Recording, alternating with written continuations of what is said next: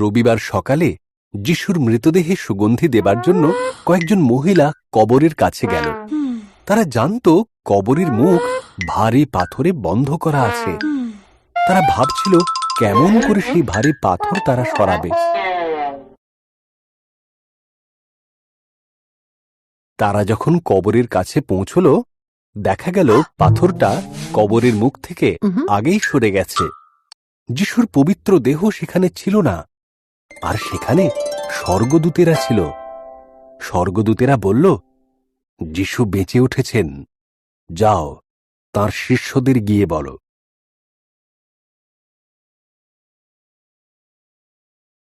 মহিলারা ফিরে এসে শিষ্যদেরকে খবর দিলে পিতর ও যোহন দৌড়ে গেল সেই কবরস্থানে যিশুকে দেখবে বলে।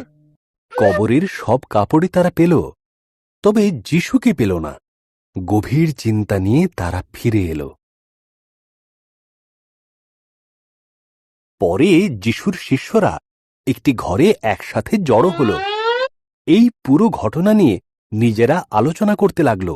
এমন সময় যিশু তাদের দেখা দিলেন। শিষ্যরা ভীষণ ভয় পেয়ে গেল, কারণ তারা তাকে ভূত মনে করেছিল।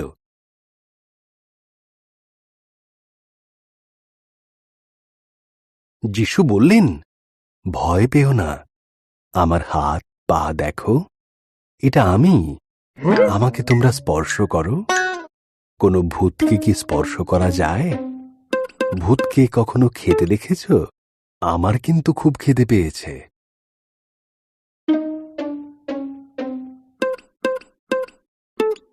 তিনি সেদিন শিষ্যদের সাথে বসে কিছুটা মাছ খেলেন, তারপর তাদের শিক্ষা দিলেন।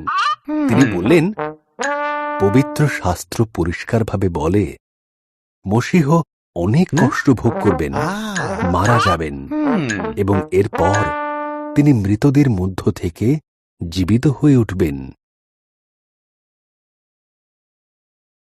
তোমরা এখন যা দেখেছ তা বিশ্ববাসীকে জানাও।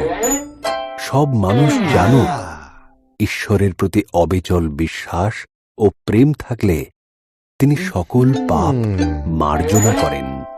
আমি যা করেছি তার জন্যই তারা ঈশ্বরের কাছে প্রেম লাভ করবে। যিশু তাঁর শিষ্যদের বললেন।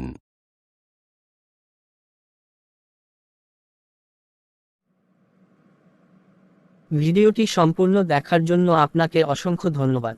আরও নতুন নতুন ভিডিও পেতে চ্যানেলটিকে সাবস্ক্রাইব করে রাখুন।